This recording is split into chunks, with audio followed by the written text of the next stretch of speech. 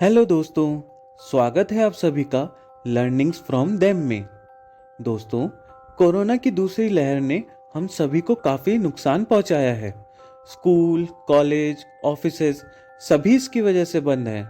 सरकार को भी मजबूरन लॉकडाउन लगाना पड़ रहा है। इसीलिए आज हम किसी स्टोरी पर बात नहीं करेंगे। आज हम बात करेंगे ऑक्सीजन की बढ़ती हुई कमी पर, खासकर उसके अल्टरनेटिव यानी कि विकल्प समझे जा रहे एक डिवाइस पर। दोस्तों, आज के समय में जब पूरे देश भर में ऑक्सीजन सिलेंडर की डिमांड इतनी ज़्यादा है कि सरकार और कंपनीज मिलाकर भी पूरा नहीं कर पा रही हैं और ऑक्सीजन सिलेंडर की कमी की वजह से हम में से कईयों ने अपने परिवारजनों और दोस्तों को भी खो दिया है।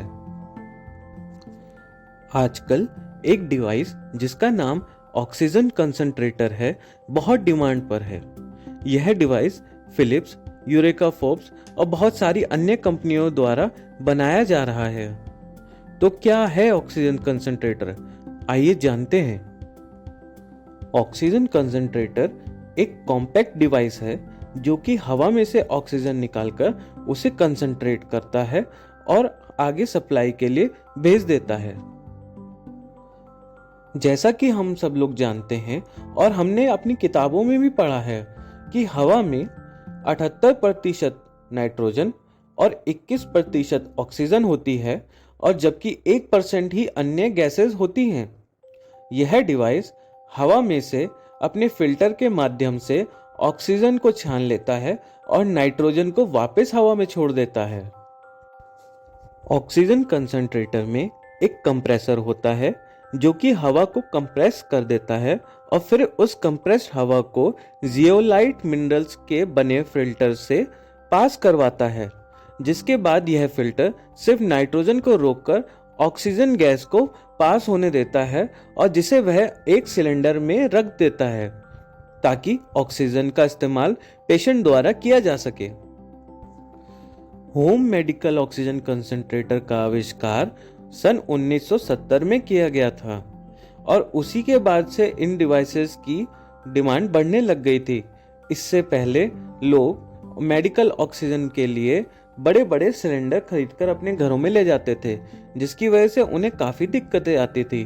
पर इस डिवाइस के बनने के बाद यह दिक्कतें कम होने लगी क्योंकि लोग घर में ही ऑक्सीजन बनाकर अपने पेशेंट को दे सकते थे। डिवाइस द्वारा निकाली गई ऑक्सीजन 90 से 95% तक शुद्ध होती है और एक प्रेशर वाल्व के माध्यम से यह 1 से 10 लीटर तक ऑक्सीजन प्रति मिनट प्रदान कर सकती है। WHO की 2015 की एक रिपोर्ट के अनुसार कंसंट्रेटर को निरंतर संचालन के लिए डिजाइन किया गया है और यह सप्ताह में 7 दिन और 5 साल या उससे अधिक के लिए ऑक्सीजन का उत्पादन कर सकते हैं। लेकिन oxygen concentrator liquid medical oxygen की बराबरी नहीं कर सकता है क्योंकि लिक्विड मेडिकल ऑक्सीजन में 99% शुद्ध ऑक्सीजन होती है, जबकि ऑक्सीजन कंसंट्रेटर में सिर्फ 90 से 95% तक शुद्ध होती है। ऑक्सीजन कंसंट्रेटर डिवाइस का इस्तेमाल माइल्ड कोरोना केसेस यानी कि कम संक्रमित केसेस के लिए किया जा सकता है जिनका सैचुरेशन लेवल 85% से अधिक हो। लेकिन हमें यह ध्यान रखना चाहिए कि यह डिवाइस आईसीयू पेशेंट या फिर क्रिटिकल पेशेंट्स के लिए बिल्कुल भी नहीं है क्योंकि उनकी 40 से 44 लीटर प्रति मिनट ऑक्सीजन की आवश्यकता रहती है, जबकि यह डिवाइस महज 1 से 10 लीटर ऑक्सीजन ही प्रोड्यूस कर सकता है। ऑक्सीजन कंसंट्रेटर को हम एक अच्छे अल्टरनेटिव यानी कि विकल्प के तौर पर देख सकते हैं क्योंकि यह 1 से 10 लीटर ऑक्सीजन प्रति मिनट तो प्रोड्यूस करता ही है और साथ ही साथ वह ऑक्सीजन 90 से 95% शुद्ध भी होती है।